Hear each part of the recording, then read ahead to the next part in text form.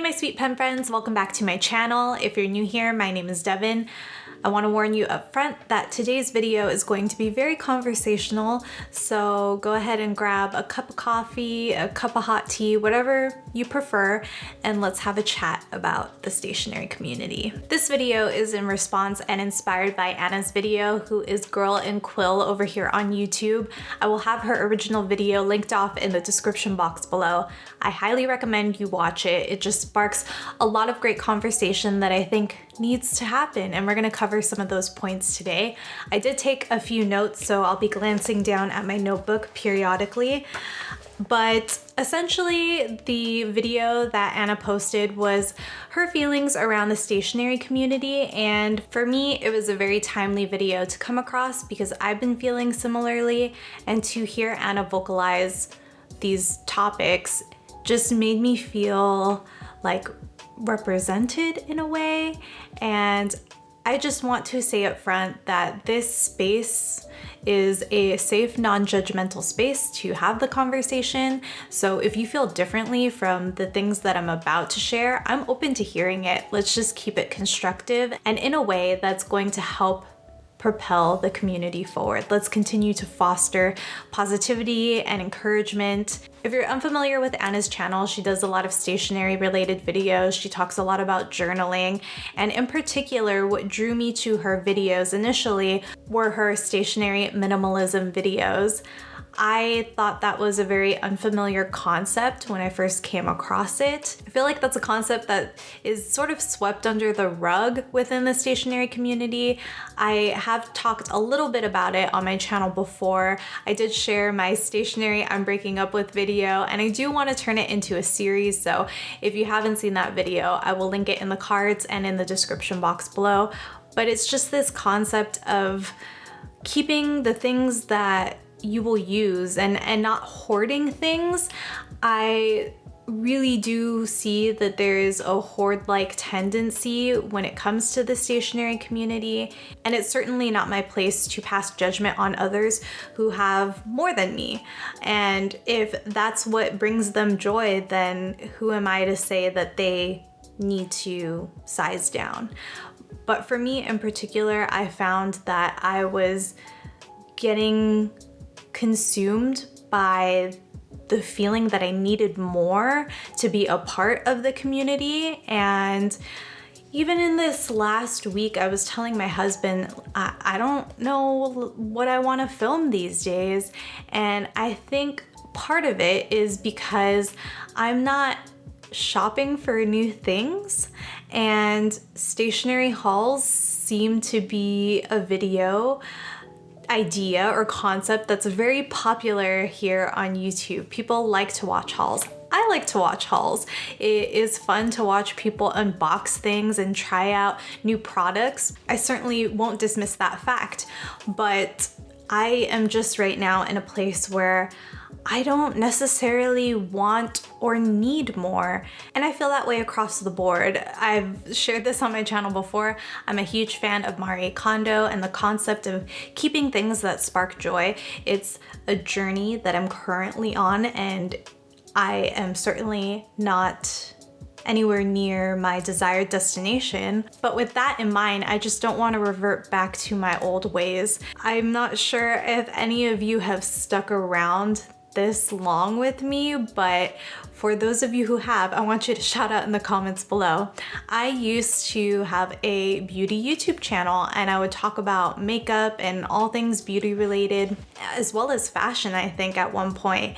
And I left that community because I very much felt pressured to buy certain things to keep up with the community. And Anna touched on this concept in her video, as well as this idea of keeping up with the Joneses, having the latest and greatest.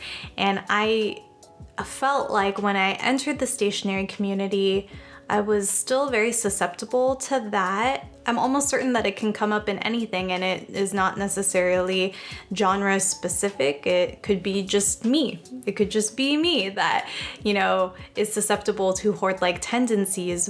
But the fact that Anna shared that she is seeing this, it makes me feel a little less crazy. You know, I'm not the only one who feels that way and sees these things. So I have seen the community move towards a more collectors type mentality. And again, there's nothing wrong with that. If that's how you want to spend your money, if that's how you want to spend your time, and these things are bringing you joy, far be it from me to stand in your way.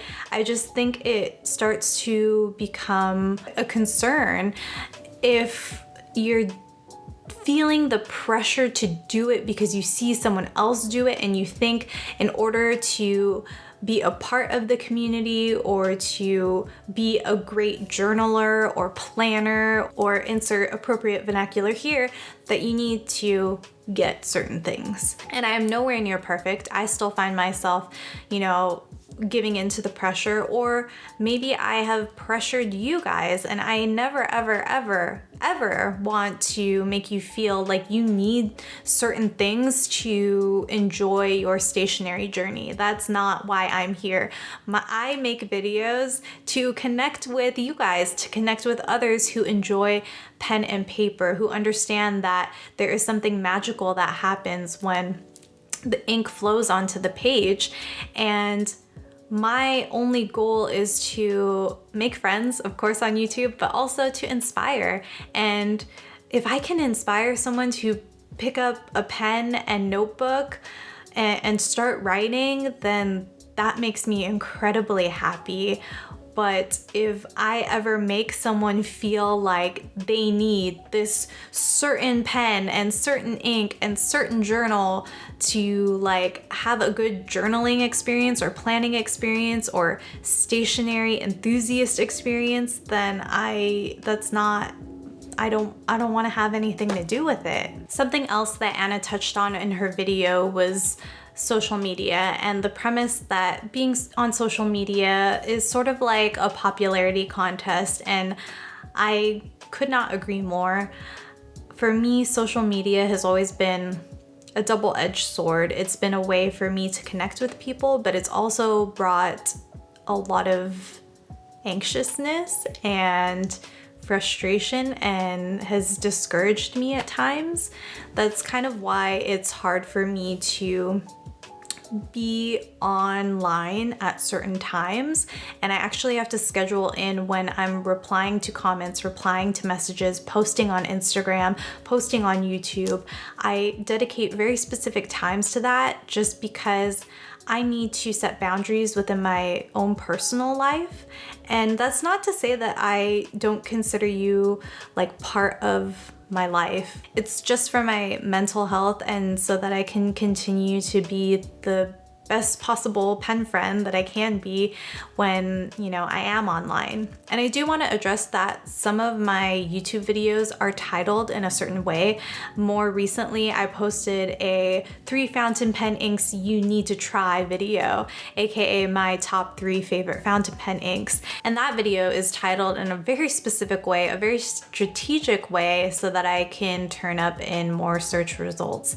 And yes, like my goal is to get more of my content out there so that I can make more connections and also inspire more people. But again, I never ever want someone to feel pressured, and now I'm thinking that I'm gonna go back and retitle that video. And just because that is not an idea that I subscribe to, I don't think that you need certain things. I think you need what you want and need what you need, and what I need could be completely different. If you make content like I do or Anna does, there's just this expectation of negativity. It comes with the territory, and no one questions it. Everyone just is kind of like, yeah, I mean, you're putting yourself out there. You are gonna come across haters, trolls, whatever you want to call them. And I very much accepted that way of thinking until I heard Anna talk about it. And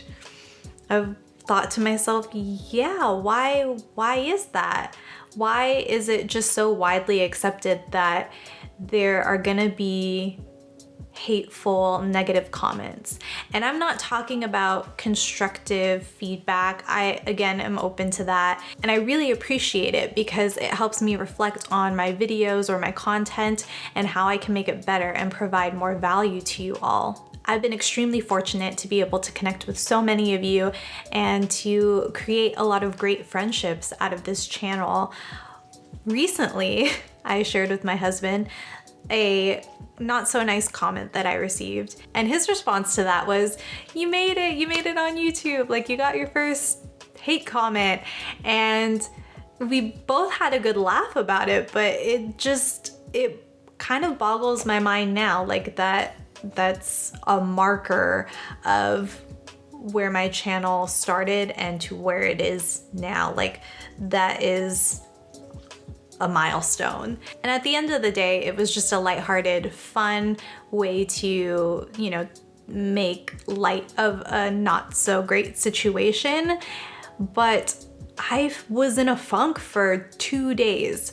2 days I let that comment hang over me like a black cloud. And I want to address that has a lot to do with me, and I don't want to go off on a personal development tangent, but you know, it is interesting how one negative comment could affect me and impact me in such a way, and also a lot of positive comments. I, you know, appreciate them so much, but it only takes like one not so nice thing to bring your day down. And I don't know, again, maybe that's just me, but I also think that it's important to not completely write off people who are being negative.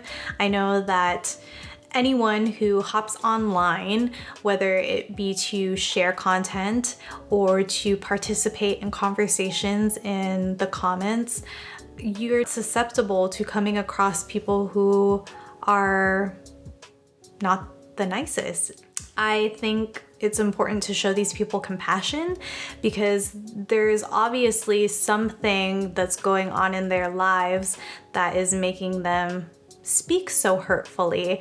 And that's something that Gary Vee talks about a lot. I really appreciate his content around that. So if you want to hear more of that, head on over and connect with Gary Vee. And I also talked about doom scrolling and the fact that every time we open up our social media, there are these perfect aesthetic flat lays waiting for us.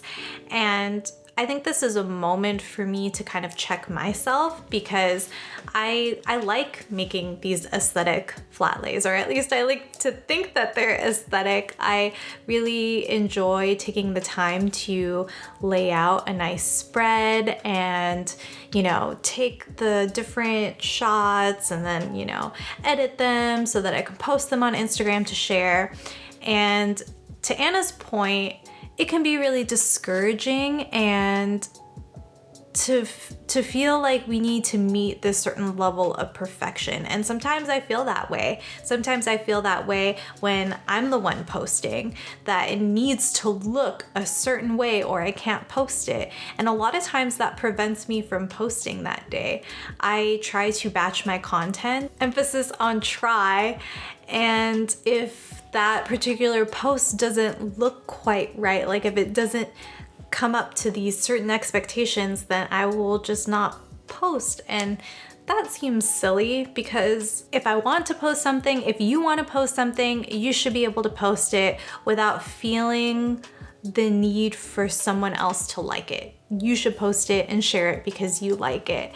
And if these perfectly laid out aesthetic flat lays brings you joy, again, I won't stand in your way, but I think it's the intention behind it, right? And also just like, I don't know, maybe there needs to be more of a balance showing that not all of these things need to be placed in a particular way. I'm not here to say that it needs to be one way over another. I'm just here trying to be a part of the conversation. Perhaps it would be helpful to represent more non-staged photos on social media. I mean, I personally take pride in the content that I post. Some of it is more laxed, some of it is a little bit more prepped and polished. Sometimes it's a mishmash of both. But I think to Anna's point, we may be doing more harm than good by sharing these polished aesthetic posts, and it's something that we need to be mindful about as we move forward. I do want to circle back to stationery minimalism and just the idea of making mindful purchases. We are talking about stationery in particular, but I do feel like this is a concept that could be readily executed across everyone's life in all aspects. And in terms of stationery minimalism, I don't consider myself a minimalist. I just feel like at this point in my stationery journey, I don't necessarily feel the need for more. I am very familiar with the feeling of wanting more. I could be wrong because I just did a quick scroll, but I think my last stationery haul video was over a year ago. And that's not to say that I don't still purchase things. I think like last month or 2 months ago, I bought this beautiful Tomoe River notebook and I haven't used it yet, so that's why I haven't talked about it on my channel. But I just don't want to feel like in order for my YouTube channel to inspire people that I have to do stationery haul videos, and I don't necessarily think that that's the case and that I'm pigeonholed to doing stationery hauls. Obviously, it's been a year and I've shared lots of other content, but perpetuating this idea that like you need more to be happy, I don't think that that's the case. And that's not to say that I'll never share another stationery haul on this channel. I'm actually thinking right now of getting a couple things for my birthday and possibly sharing it with you, but it's now giving me pause. Like, do I want to share it? And if I do share it, am I inspiring or am I pressuring you? And again, like, I don't want to ever pressure you. That is not a good friend. I am here to be a good friend and to be helpful and to provide resources. Like, that's what my videos are centered around, and hopefully that's what you're getting out of them, is just the information that you need. I'm sharing this information and you can do with it what you want, but I never ever want anyone to feel like I'm pushing this on them, because that's not what I think the stationery community is known for. I think it's, in my experience at least, what I can say about it is that the stationery community has been welcoming for the most part and extremely friendly, very supportive, and just a place where we can nerd out about pen and paper. You can talk about these things and others actually understand what you're getting excited about. It's not something that I have found that I can easily talk about in my everyday life. Like, sometimes I mention it to my family, sometimes I talk about it with my husband, certain little things that I'm just like, wow, this is like perfection.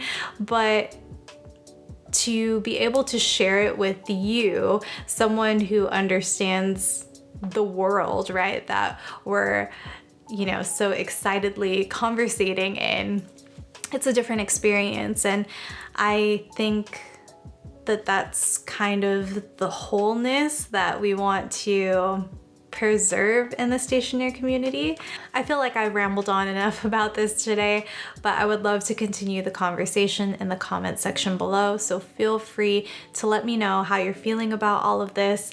And again, let's keep it positive, let's keep it constructive, let's keep it moving forward. And most importantly, let's keep it centered at the love for analog.